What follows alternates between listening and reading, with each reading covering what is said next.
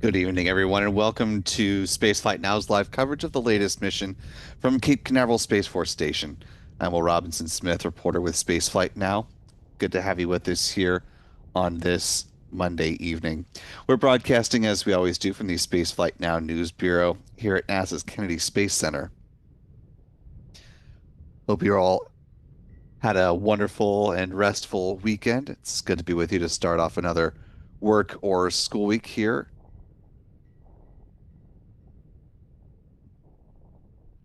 We're just about 58 minutes away from SpaceX's planned liftoff from Pad 40 at Cape Canaveral Space Force Station. You're looking live right now at that pad where a Falcon 9 rocket standing tall, getting ready to carry a batch of 29 Starlink V2 mini satellites into low Earth orbit. This mission will be SpaceX's 104th Starlink mission of the year so far. Quite noteworthy, though, as far as Cape history, as today will be the 94th orbital launch from Florida's Space Coast, breaking the record set last year. The Space Coast is well on its way to reaching and very much exceeding 100 orbital launches in 2025.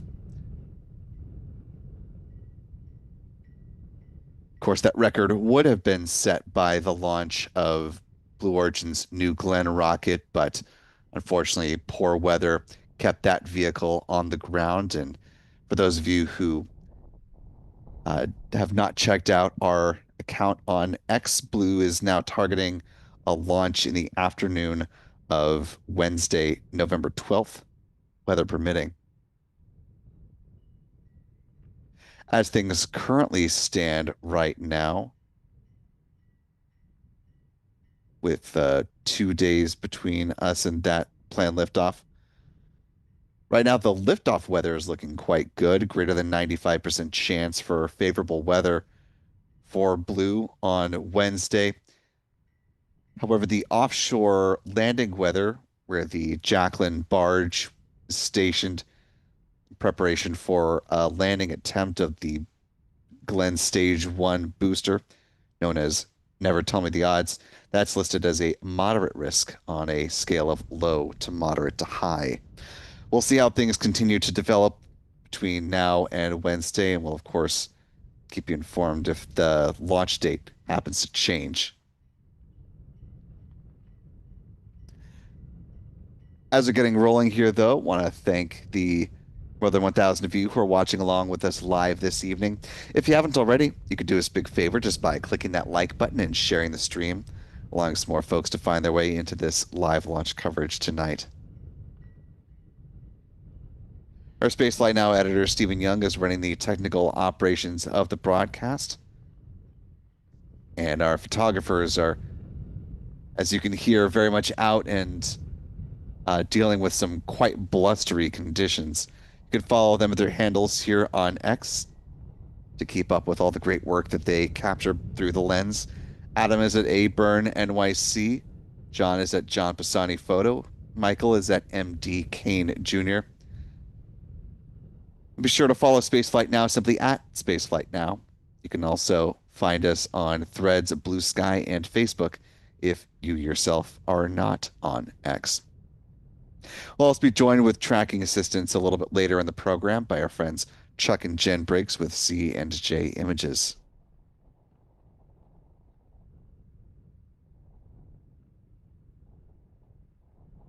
We'll also be joined by Pete Karstens with Max Q Productions a little bit later in the program.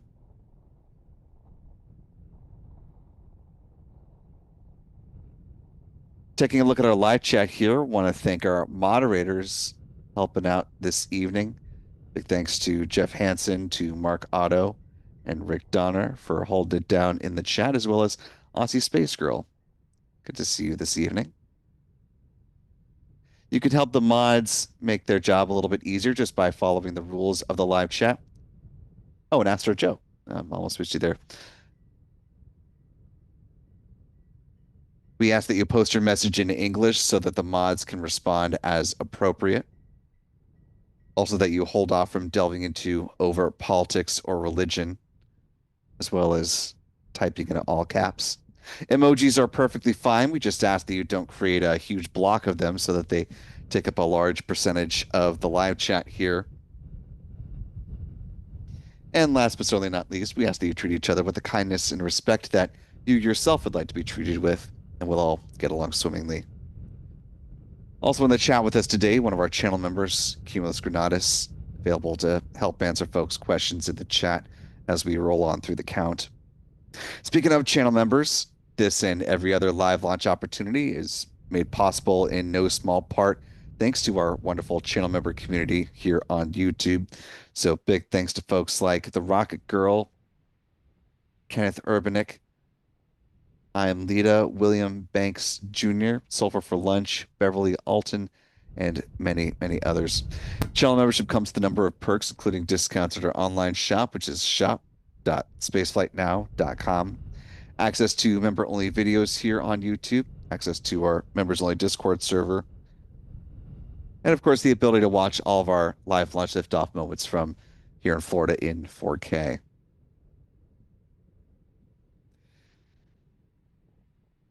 Taking a quick peek at the Goes East satellite loop here, you can see the clouds that are streaming across Florida's Space Coast and the rest of the Florida Peninsula here.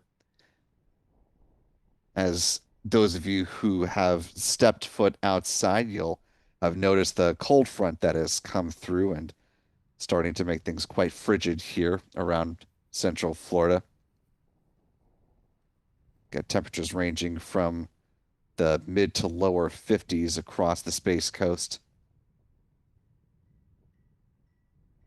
Some quite blustery conditions as well.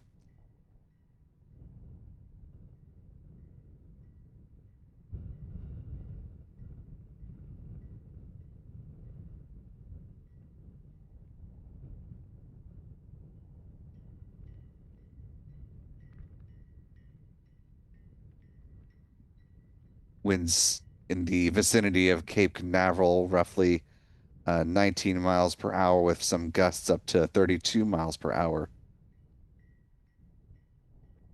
Heading into this launch opportunity, the 45th Weather Squadron forecast a 60% chance for favorable weather tonight, with liftoff winds being their primary concern. Expected liftoff winds were going to be tracking between 27 and 32 miles per hour, according to meteorologists. Launch weather officers also tracking a couple of additional risk criteria that they highlighted. The both the upper level wind shear as well as conditions in the booster recovery zone are highlighted as a low to moderate risk on a scale of low to moderate to high.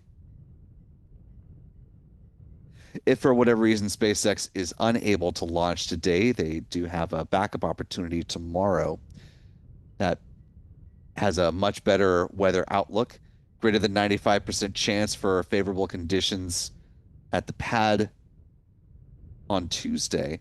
No primary concerns as far as uh, weather criteria that would create a potential for violation.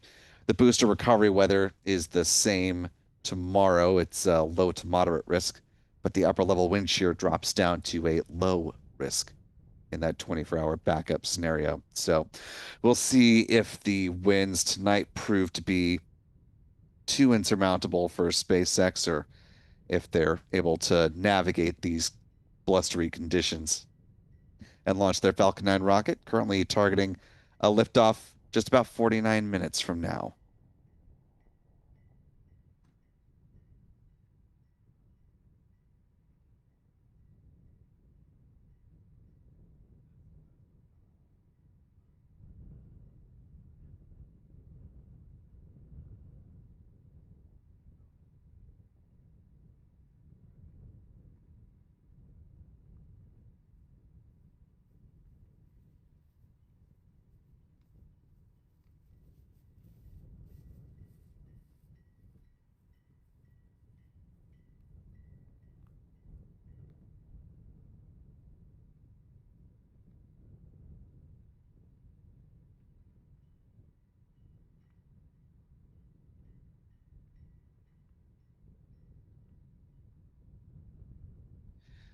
Time currently T minus 48 minutes, 20 seconds, and counting. We'll come to the countdown timeline here in just a minute, but want to address the launch time more broadly.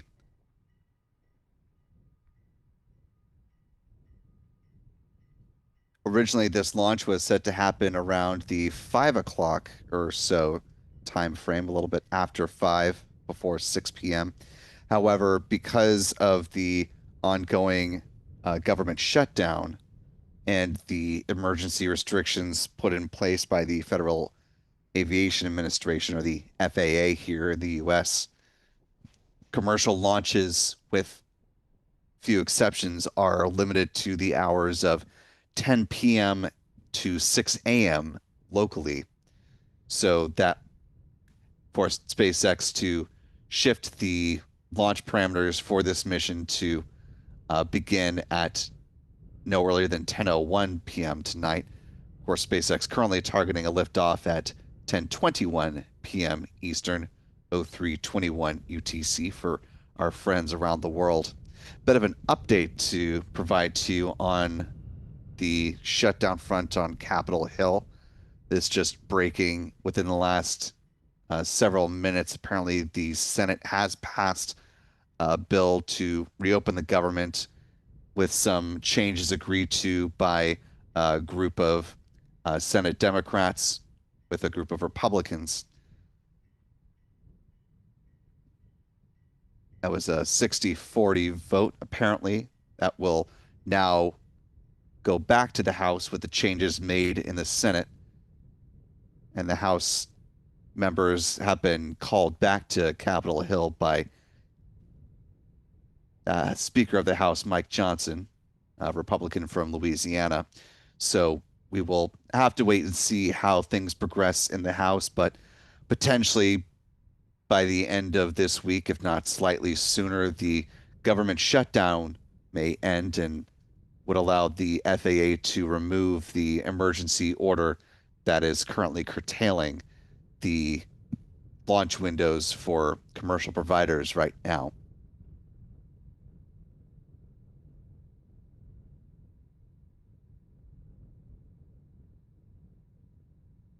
Again, I recognize that at the beginning of the broadcast, I mentioned no politics, and this is a little bit of bending of our own rules, but just to give you all some context on why we're here tonight specifically, and not to get into all the politics of the shutdown and digging into that, just to give you the framework for why we have a night launch for this mission when once upon a time it was an evening launch.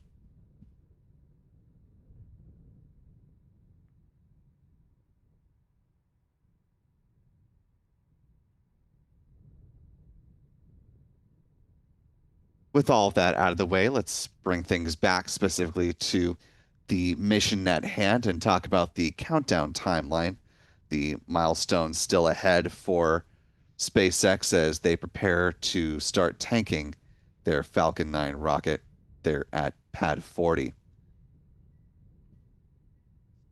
Things will begin at around the T minus 38-minute mark with the loading, or with the call on the start of prop load. SpaceX does their readiness poll electronically, so if they feel like they're in a good posture to do so, they can do that readiness poll before the T minus 38-minute mark. But once the green light is given, tanking of the Falcon 9 begins at T minus 35 minutes with loading of RP1, a rocket grade kerosene on board the Falcon 9's first and second stages. And at the same time, liquid oxygen will begin flowing on board the rocket's booster. Half an hour before takeoff is when SpaceX starts to load a cryogenic helium onto the pressure vessels for the Falcon 9's first stage. Same will be true on the second stage a few minutes after that. The helium will be used to pressurize the main propellant tanks during flight. At T minus 23 minutes is when second stage RP1 loading wraps up. And at T minus 20 minutes and 50 seconds is the start of the strong back chill down. This is when SpaceX is thermally conditioning the feed lines there at the pad. We'll see this visually as the so-called big vent, which begins at about T minus 20 minutes and 20 seconds here at Slick 40. That vent lasts a few minutes in duration, setting the stage for locks to start flowing on board the rocket's upper stage at the 16-minute mark. 7 minutes out is when the chill down of the 9 Merlin engines at the base of the Falcon 9 rocket begins.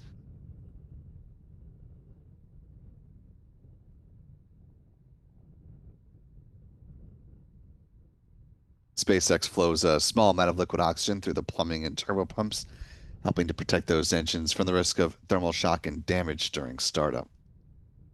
6 minutes out, the first stage kerosene tank should be full. Then at T minus 4.5 minutes will be the strong back retract sequence. First, the clamp arms just beneath the payload fairings will open up, and then the transporter erector, otherwise referred to as the strong back, will recline a few degrees away from the Falcon 9 rocket. It stays in that position until liftoff. Then at that point, it'll pull back in a much more rapid fashion to clear the way for the vertical climb of the Falcon 9. 3 minutes before takeoff, the first stage liquid oxygen tank should be full. About a minute afterwards, same is true on the second stage. At that point, the Falcon 9 rocket is fully loaded with 1 million pounds of propellant.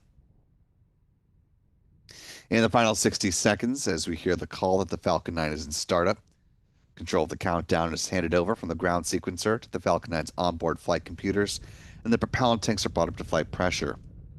SpaceX launch director, if they are ready to do so, will give their call that they are go for launch at T minus 45 seconds. The engine ignition command is issued at T minus 3 seconds, and if all 9 Merlin engines are healthy and ignite as expected, the command will be given for the hold down clamps to release the Falcon 9 rocket for a T0 liftoff. Once again, currently targeting 10:21 p.m. Eastern, 03:21 UTC, or T minus 41 minutes and 10 seconds.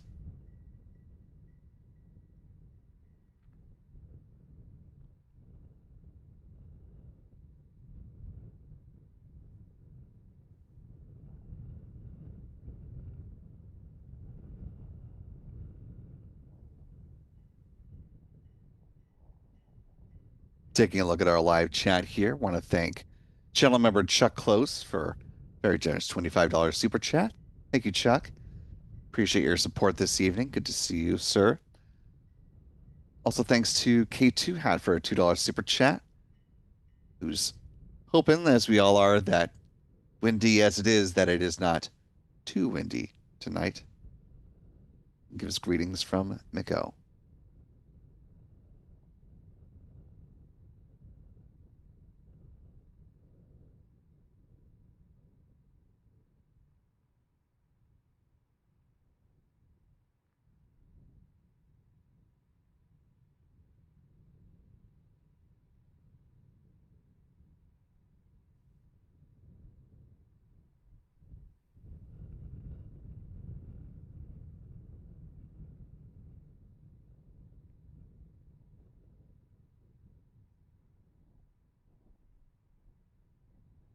Time now, T minus 39 minutes, 43 seconds, and counting.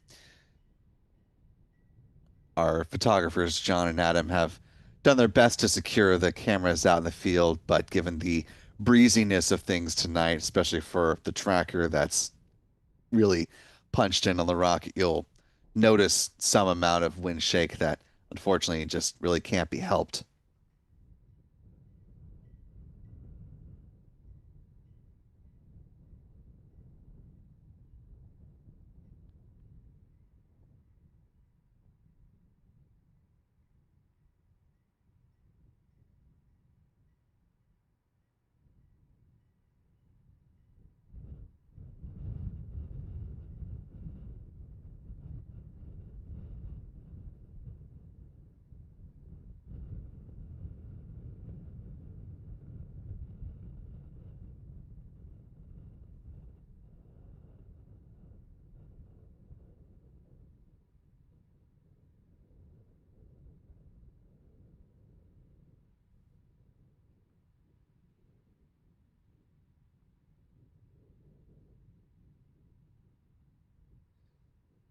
T minus 38 minutes, 25 seconds and counting.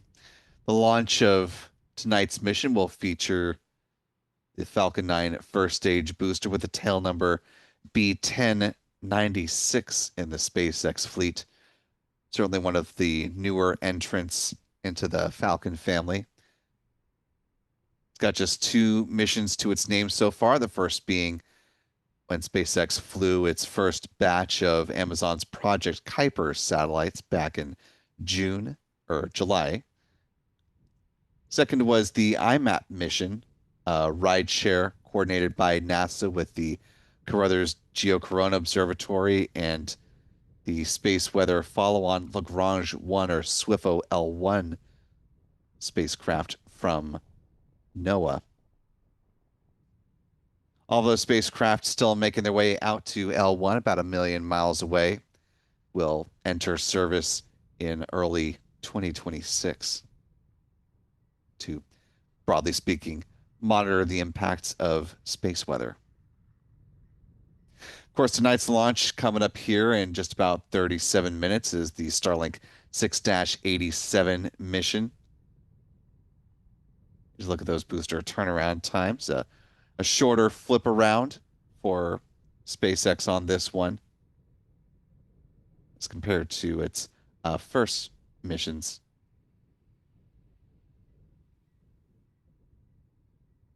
Current booster turnaround record still remains 9 days. Certainly helps when you've got a couple of missions back to back that both use the landing zone booster touchdown as opposed to needing to call upon a drone ship. As you can see, we're T minus 36 minutes, 27 seconds and counting. At this point in the count, assuming things are progressing as expected with SpaceX, if the go-ahead was in fact given, fueling of the Falcon 9 rocket is set to begin in a little more than 1 minute. Taking a look back at our live chat as we await the start of fueling, K2 Hat writing back in again with a $5 super chat saying they pronounce it Miko, like the rocket's Miko, as in main engine cutoff. I felt like I've heard it was Miko before. I'll also readily admit that I'm not from Florida, so I can certainly be wrong in that. And I'll also admit that I have and certainly will in the future make many missteps when it comes to pronunciation. So please bear with me on that. Taking a look at the Falcon 9 rocket there off on the left-hand side of the screen right now, the American flag near the countdown clock at the press site still at half staff. This is in respect to the passing of former American Vice President Dick Cheney, who served under served with, I should say, George W. Bush in the early 2000s. Just under 35 minutes now, and at this point, assuming things are still on track, SpaceX, we expect, is now fueling its Falcon 9 rocket there at the pad. Punching it a little bit closer on the rocket, we'll be watching for the telltale signs that fueling is in fact in motion. You can make out the lettering of SpaceX there on the booster. Just beneath the X in SpaceX is where we should start to see a frost line form. And though it is cold to those of us here in Florida, obviously the liquid oxygen on board is significantly colder, and so the difference between the LOX and the warmer, by comparison, more humid Florida air, we should start to see some vapor in that area of the booster where the LOX is flowing and starting to fill up.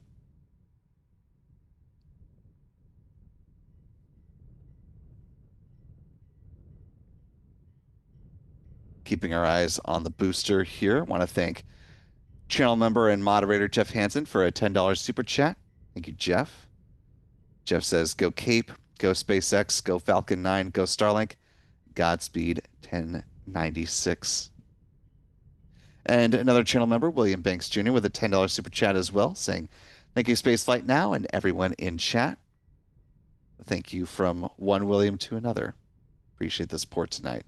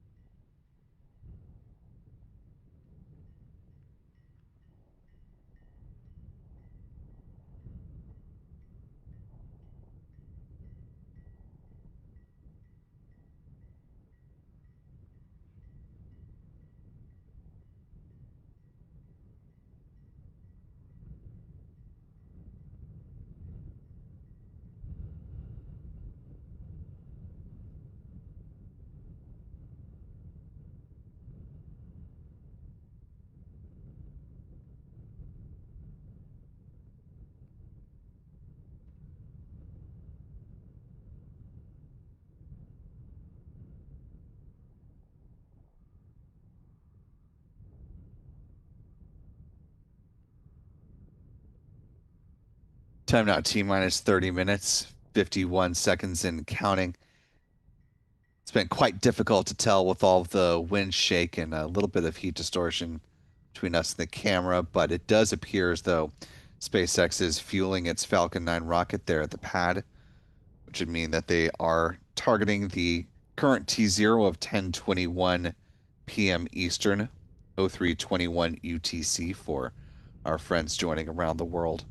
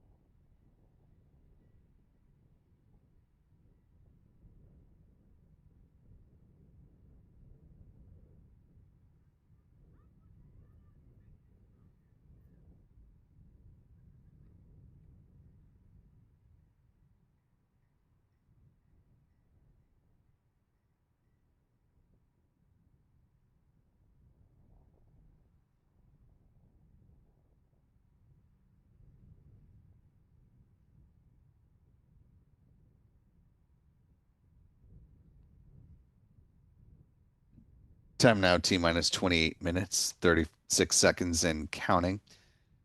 If you're just now joining us, you're watching Spaceflight Now's live coverage of the Starlink 6-87 mission A flight that will carry 29 Starlink V2 mini optimized satellites into low Earth orbit.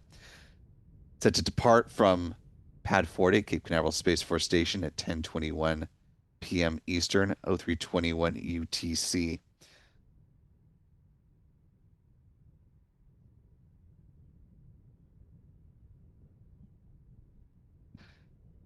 Certainly appreciate the more than 1,700 of you who are watching along with us live tonight.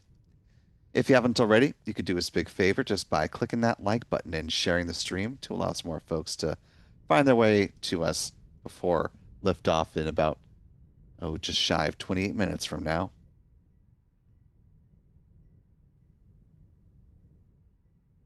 Thanks to Rick Donner for hitting that 2-year point and being a channel member with us at the launch director level. Also, thanks for all you do as one of our moderators. Robert Mitchell, thanks for the $10 super chat, saying thank you for being here. Well, thank you, Robert, for your support tonight. Trinity, aka Mama T, good to see you tonight. Feel like it's been a minute. Thanks for the super chat. Trinity says, thanks for the great commentary and all the mods. Super work. K2 Hat, writing back in on the pronunciation conversation, saying that they were not born in Florida, but did ask a few locals about the Miko versus Miko pronunciation. About 3/4 of them said Miko. All right. Well, there you go.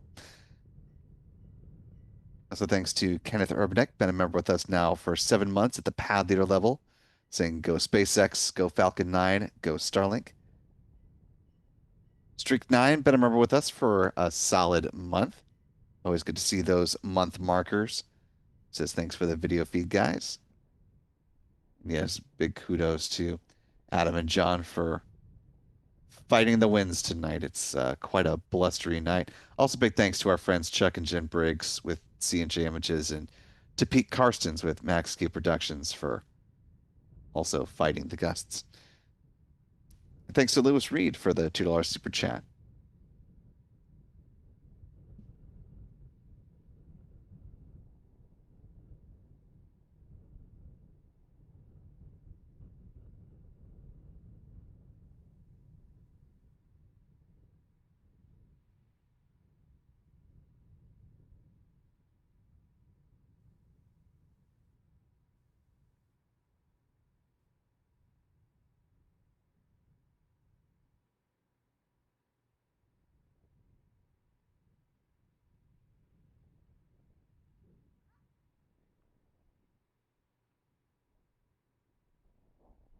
Time now T minus 25 minutes, 13 seconds and counting.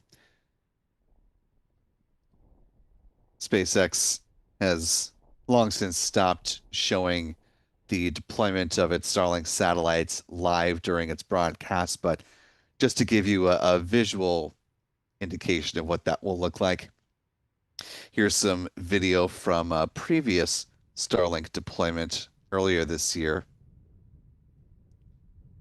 As you can see in the reflection of one of those Starlinks, there are a couple of rods that hold the satellites in place together, and then they are all released as one bundle and slowly drift apart to their respective orbital positions. They use argon Hall effect thrusters for their on-orbit maneuvers. After a Starlink deployment, you may have actually seen some of them as they pass through the night sky as a so-called Starlink train, all reflecting together one after another.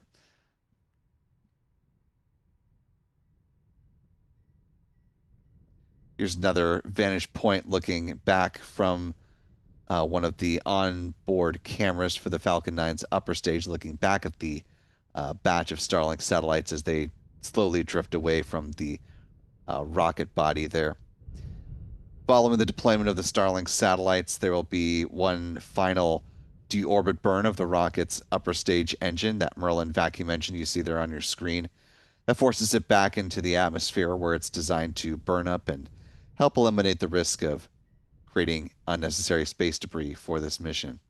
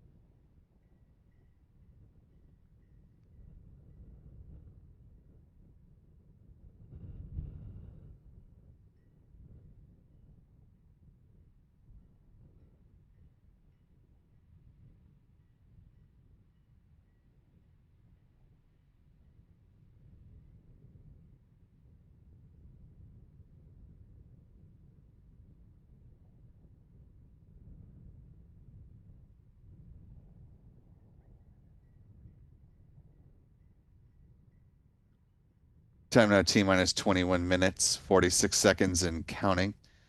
Before we start to see the big vent, let's talk briefly about where this Falcon 9 is going to be flying once it leaves the pad. Talking a little trajectory here. Falcon 9, upon departure from Space Launch Complex 40, there at Cape Canaveral Space Force Station, will fly on a southeasterly trajectory tonight.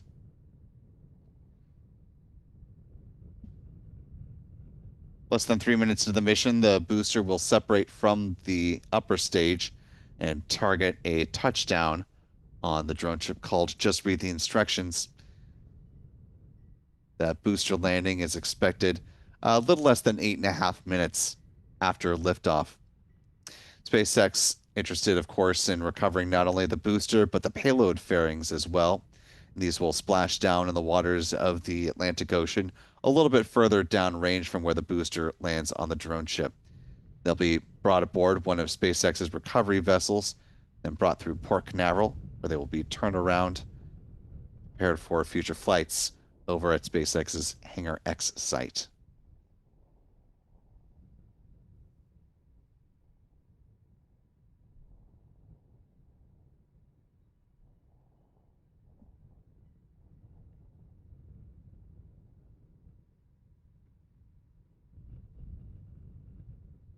And there you see the big vent is beginning right on time. Just a little more than 20 minutes to go before the planned liftoff of this Falcon 9 rocket.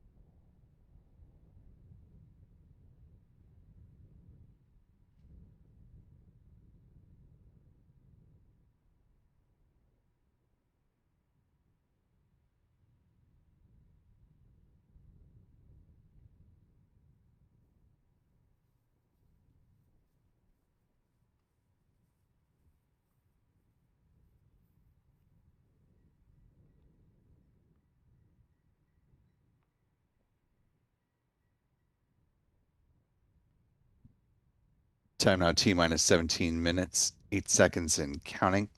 Got just about 30 seconds before SpaceX wraps up with this big vent, and 1 minute till the start of second stage LOX load.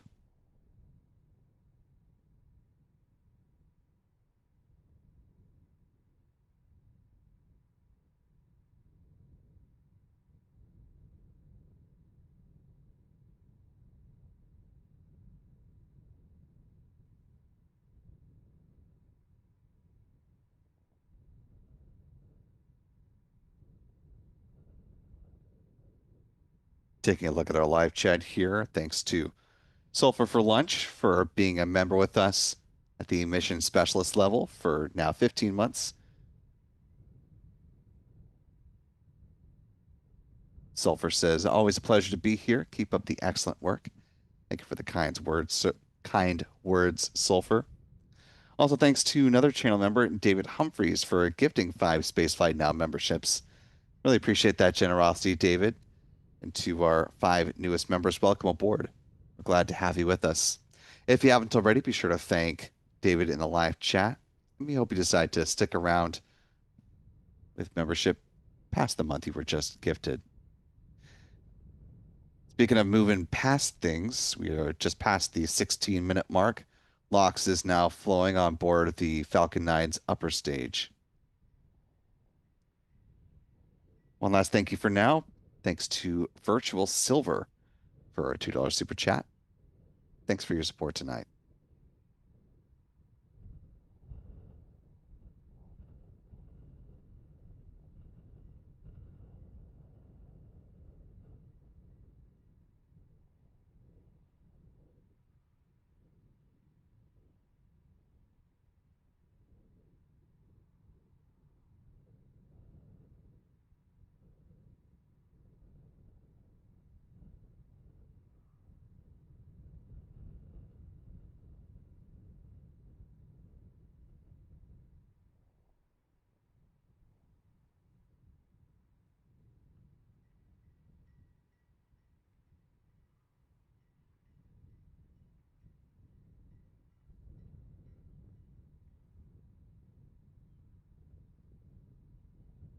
Just under 15 minutes to go before the planned liftoff of this Falcon 9 rocket.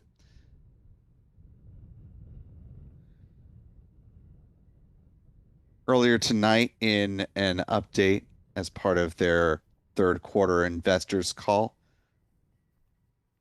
Rocket Lab CEO Peter Beck gave an update on the progress towards the debut of their Neutron rocket, designed to be a reusable orbital class rocket as well, a medium lift vehicle. Rocket Lab had been aiming towards a debut of their Neutron before the end of this year. However, in their Q3 investors call, noted that they are now looking to bring Neutron to Launch Complex 3 up at Wallops sometime in the first quarter of 2026, and following a series of checkouts, which would include, of course, tanking tests with the rocket at the pad, a hot fire of the Archimedes engines that will power the first stage, and they would be ready to step into their first test launch of that rocket. Rocket Lab has said that they will not carry a customer payload on board the first flight, nor are they trying to recover the booster on that mission. Their landing barge, called Return on Investment, won't be ready for the first mission, but they are aiming to have it ready for the second, which would be a customer flight.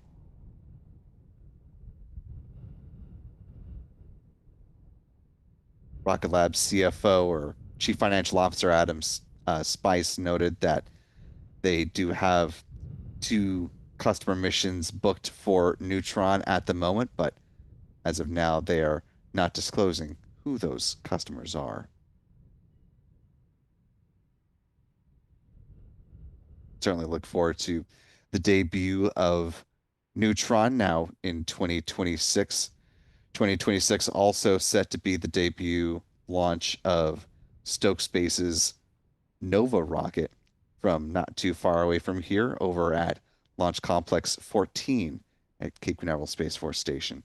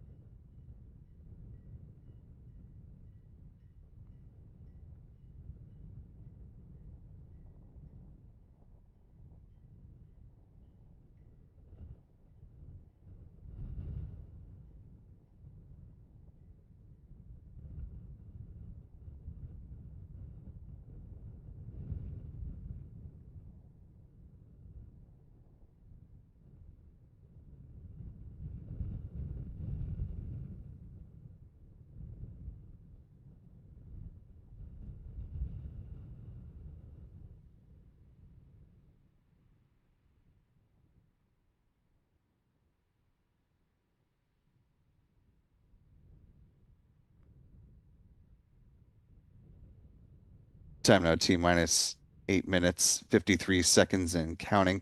We're just a couple minutes away now from when SpaceX starts to flow a little bit of liquid oxygen through the plumbing and turbo pumps. That'll help to protect the 9 Merlin engines at the base of the booster from the risk of thermal shock and damage during startup.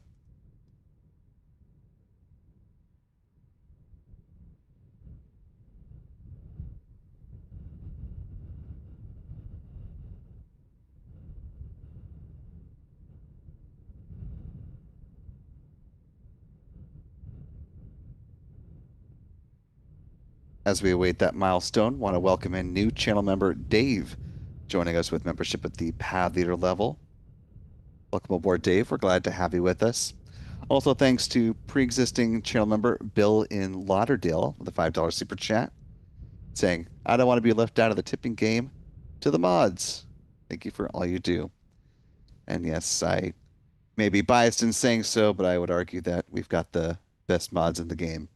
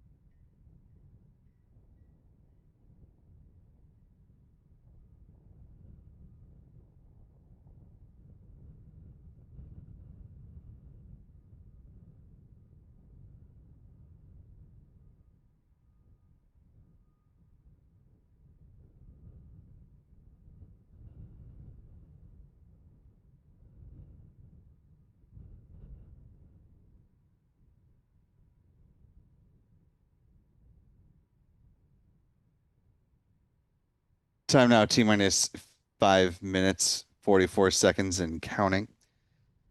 At this point, the RP-1 tank on the Falcon booster should have reached flight levels. About half a minute from now, we should also get pad level views of the Falcon 9 rocket and mission audio courtesy of SpaceX.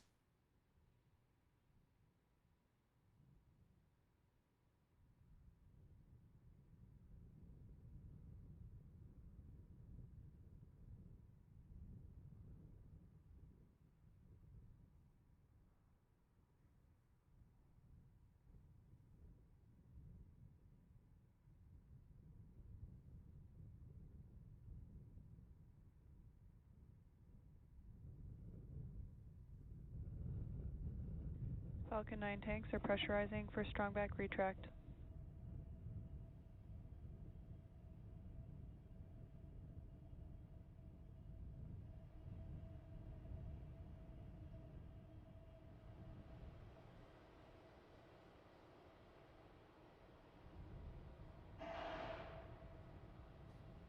As you just heard and can now see, we are getting mission audio and pad level views of the Falcon 9 rocket courtesy of Strong back SpaceX. retract has started. And with that good call out, we should momentarily be seeing the clamp arms just beneath the payload fairings opening up. And that will allow the large truss structure. Here you see it behind the Falcon 9 rocket. That will start reclining. A nice view of one of those arms opening all the way up, and strong back will recline a few degrees away from the Falcon 9 rocket.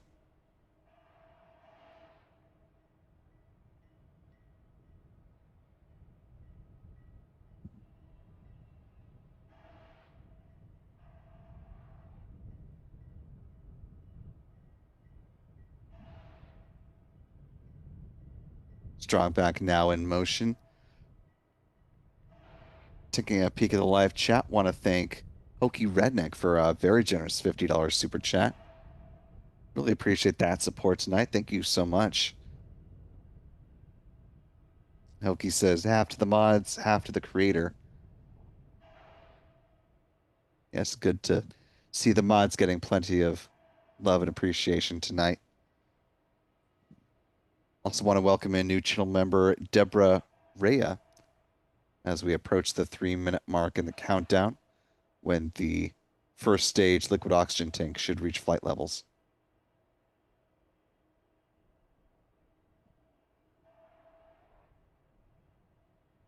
Stage 1, LOX load complete.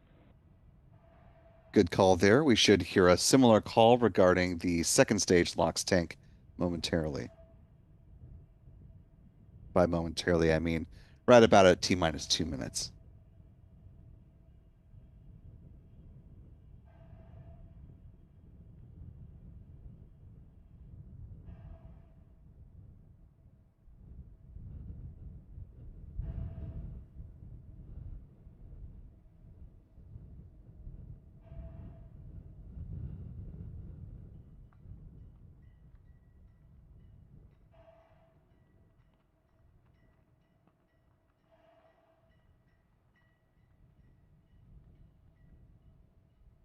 T-minus 2 minutes and counting.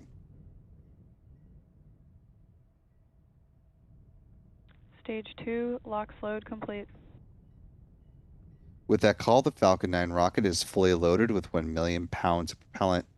Shortly, we'll see the ground gas closeouts, which are just now beginning. This is SpaceX releasing the remaining liquid oxygen from the feed lines at the pad.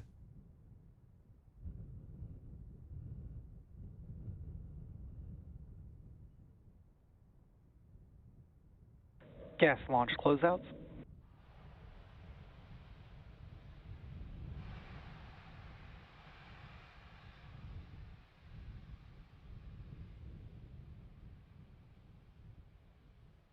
Coming upon the final minute of the count when the rocket should enter into its automated startup sequence.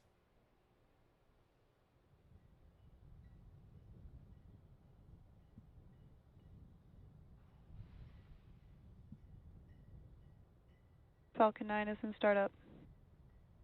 And we're just awaiting the SpaceX launch director to confirm that they are, in fact, go for launch, coming here in the next few seconds. Launch director, go for launch. And with that confirmation, we are just about 30 seconds away from the liftoff of this Falcon 9 rocket from pad 40. 30 seconds and counting.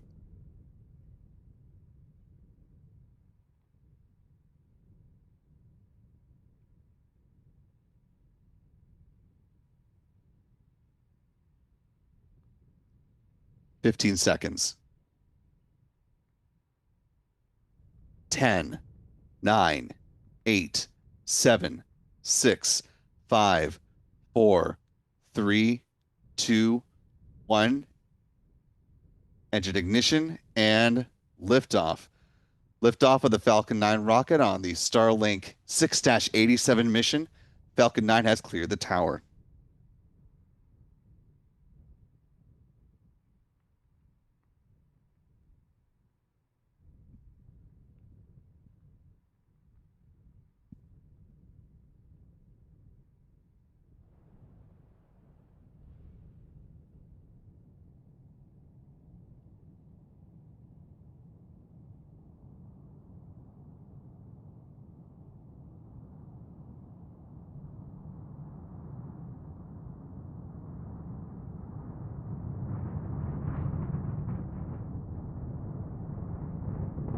Power and telemetry nominal.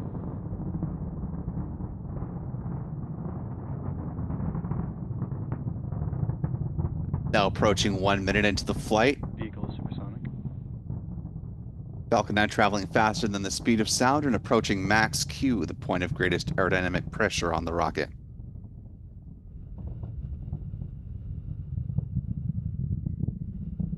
Max Q. Good call for max Q. Next, we should hear call for MVac chill, the thermal conditioning of the Merlin vacuum engine on the rocket's second stage.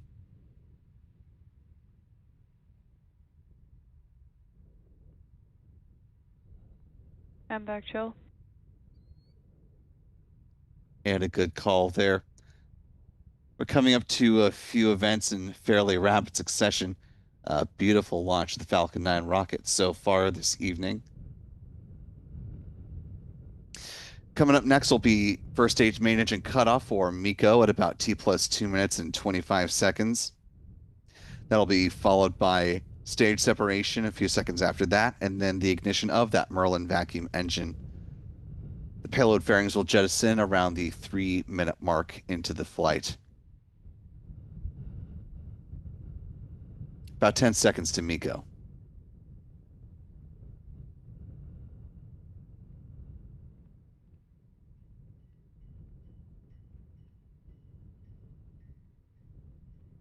MECO, stage separation. Main engine cutoff. Stage separation confirmed.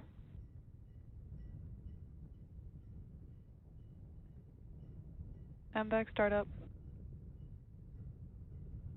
Good calls, good visuals from the SpaceX onboard cameras. Coming up next to fairing jettison.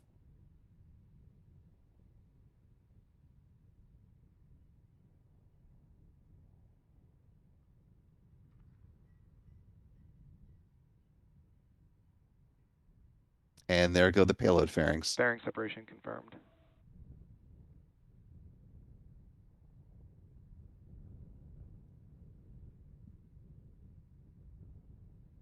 Good glimpse of those 29 Starlink satellites on board the second stage of the Falcon 9. Good tracking views tonight by the team as well. And a nice view of Florida's Space Coast just off the edge of the booster view there in the upper right-hand corner of your screen. Roughly 3.5 minutes into the mission so far, all appearing to go nominally. Coming up next will be the 3-engine entry burn, which will slow the first stage B-1096 down as it starts to make its way towards the drone ship called Just Read the Instructions.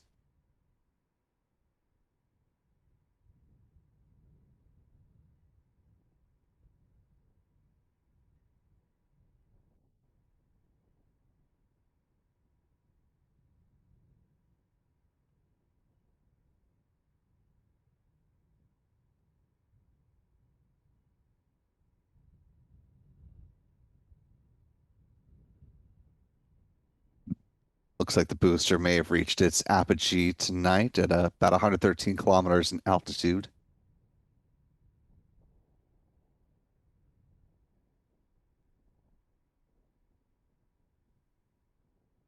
Now starting to make its descent.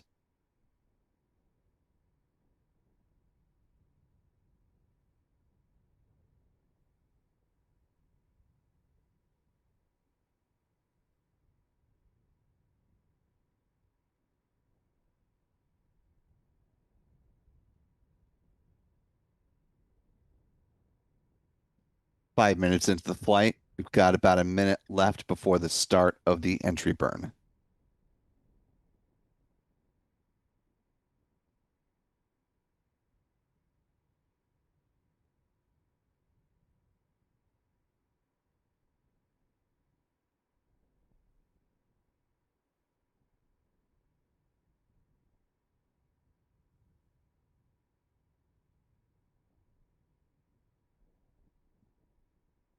Now there's a chance our teams on the ground may be able to catch the entry burn as it happens. We'll scan the skies, and if we're able to capture that for you, we'll of course bring that in as part of the broadcast. We're roughly 10 seconds away from the start of the entry burn.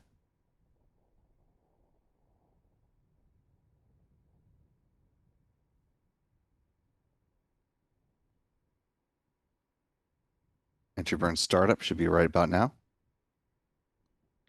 Stage 1 FTS has saved. Stage 1 entry burn startup.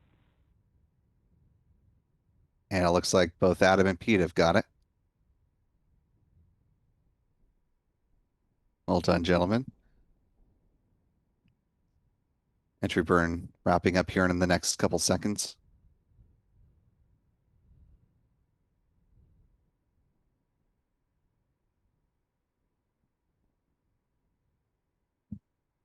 Stage 1, entry burn shutdown.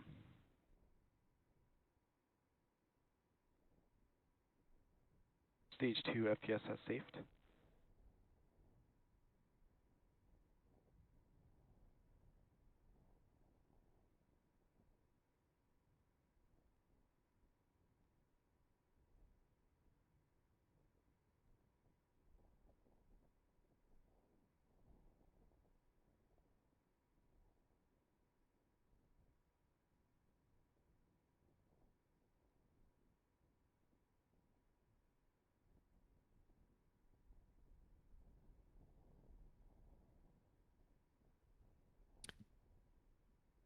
About 7.5 minutes into the mission so far. Coming up on the single Stage engine 1 transonic. landing burn next. Right about 8 minutes into this mission. Of course, that is too far away and too low to the horizon for our on-the-ground tracking cameras to be able to see that, so we'll rely on the onboard cameras from SpaceX to provide those views.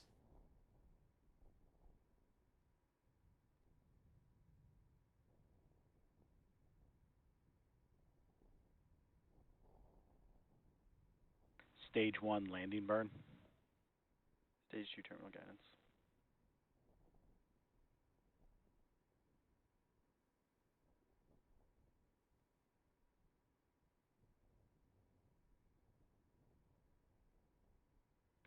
Stage 1 landing leg deploy.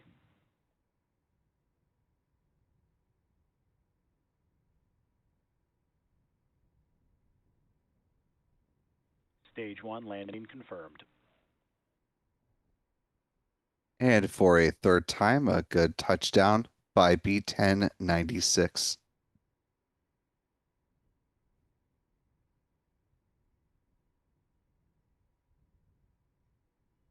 MVAC shutdown.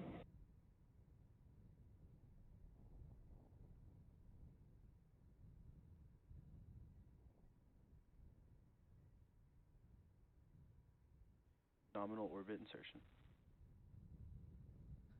With a good confirmation of the shutdown of that Merlin vacuum engine and a nominal orbit insertion, the upper stage of the Falcon 9 will now coast until T plus 53 minutes and 52 seconds.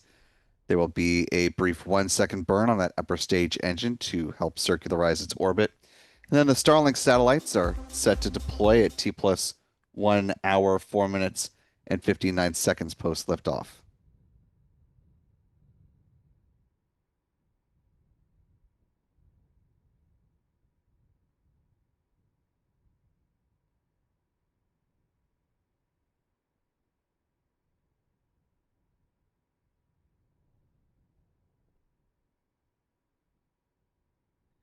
And we are getting our launch replays ready for you, so sit tight, don't go anywhere.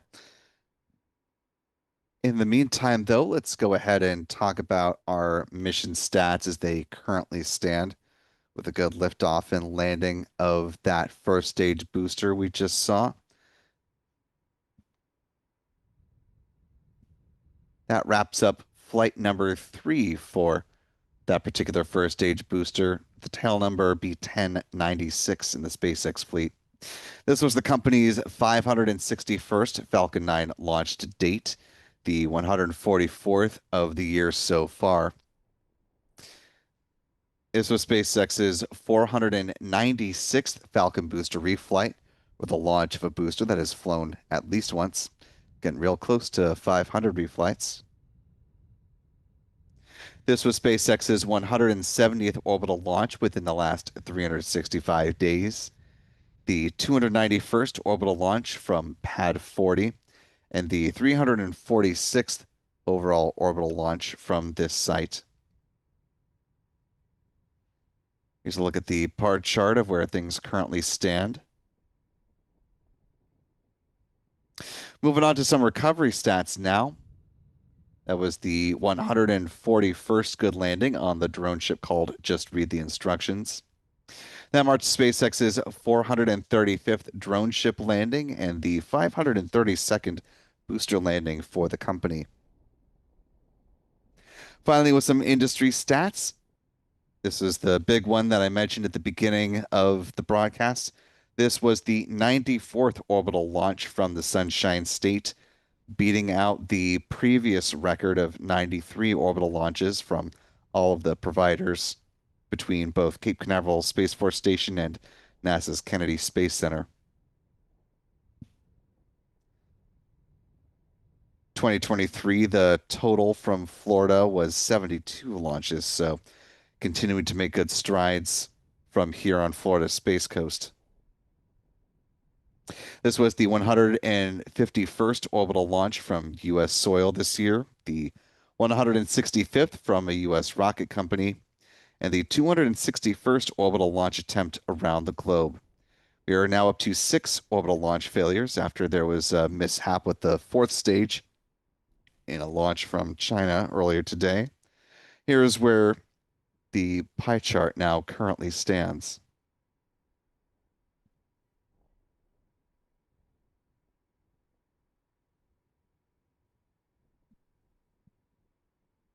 As we're just buttoning up those replays, we'll have those ready for you here momentarily. I want to thank a few more folks in the live chat for your support tonight. Thanks to Daniel H. for gifting a Spaceflight Now membership, and thanks as well to Alicia Delegati for gifting 5. So to our 6 newest gifted channel members, welcome aboard. We're glad to have you all with us. And if you haven't already, be sure to thank Daniel and Alicia in the live chat, and we hope you decide to stick around with channel membership. Also, thanks to Bill in Lauderdale for a $5 super chat, saying awesome job to all the mods. Thanks for all you do. And thanks as well to Janine DC for a $2 super chat, saying thanks, everyone. Appreciate you all. As a reminder, coming up on Wednesday, we do have the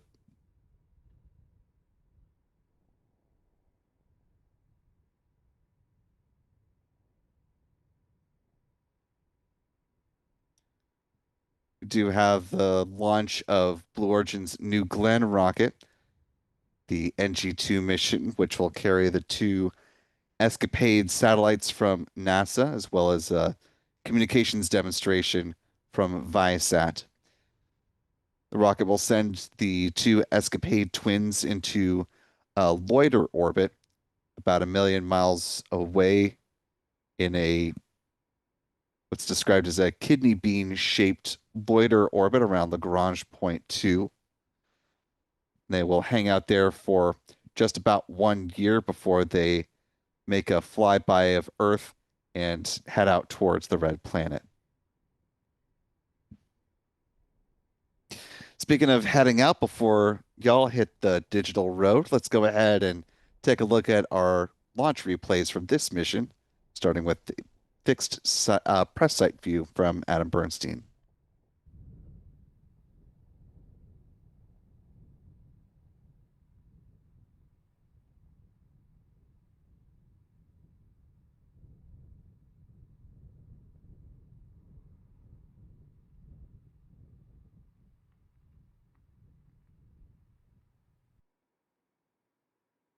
Moving on to the wide view.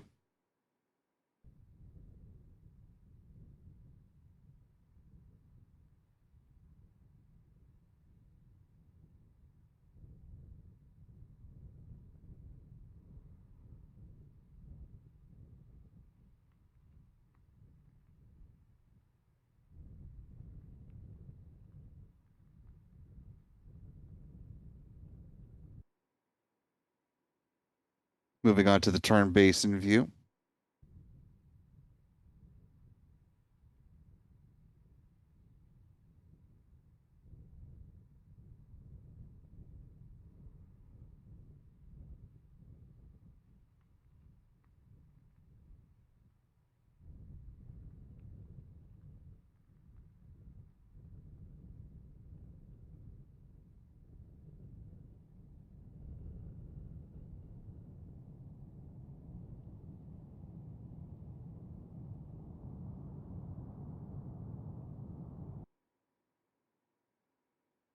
Now on to P. Carson's South Tracker.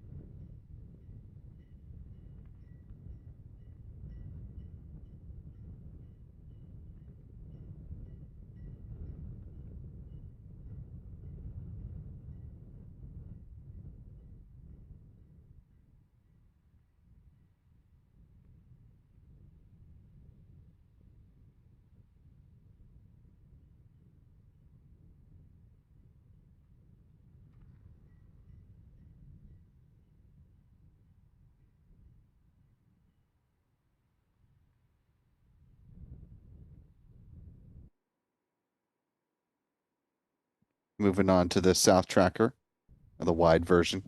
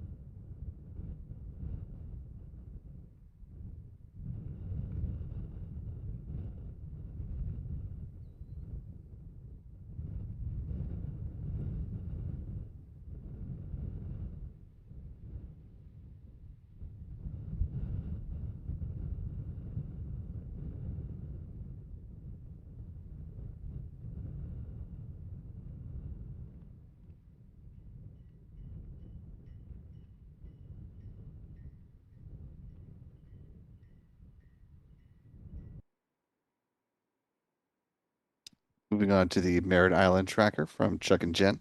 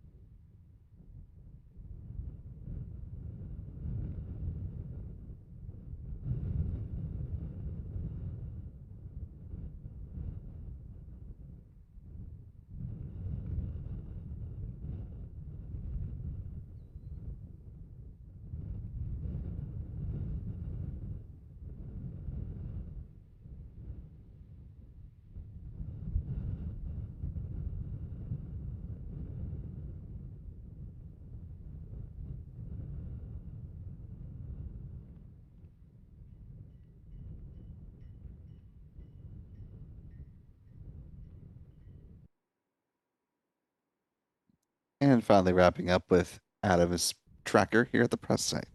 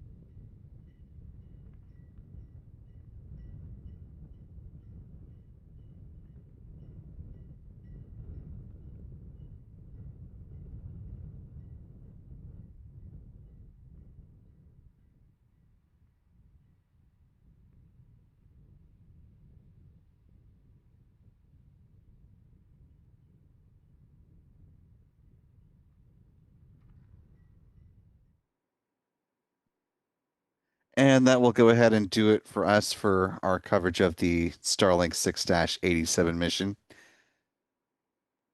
Want to thank our moderators in the chat who've been helping us out tonight, to Jeff Hansen, Rick Donner, Astro Joe, and Mark Otto, and Aussie Space Girl. Appreciate all of you for hanging out with us this evening. Thanks as well to channel member Cumulus Granatus for helping answer folks' questions in the chat. Big thanks to our friends Pete Carstens with Max Q Productions, and to Chuck and Jen Briggs with C&J Images. Thanks as well to our photographers, to Adam Bernstein and John Pisani, for weathering some tricky wind conditions tonight. Thanks as well to our other photographer, Michael Kane. Be sure to follow the whole crew at their handles here on X to keep up with all of their great work. Thanks to our Spaceflight Now editor, Stephen Young, for running the technical operations of the broadcast tonight. Most importantly, though, thanks to you for wherever you've been watching from. We certainly appreciate your time and attention, and don't take that for granted. Be sure to hit that subscribe button on the way out the digital door, and barring another change to the launch schedule, we'll look forward to welcoming you back here with another round of big launch coverage on Wednesday, when hopefully we'll see the flight of Blue Origin's second New Glenn rocket, delivering a pair of spacecraft to begin their years-long journey to the Red Planet. For all of us here at Spaceflight Now, I'm Will Robinson Smith. Remember, be good to yourselves, be good to others, and we will see you next time, folks. And until then, bye-bye.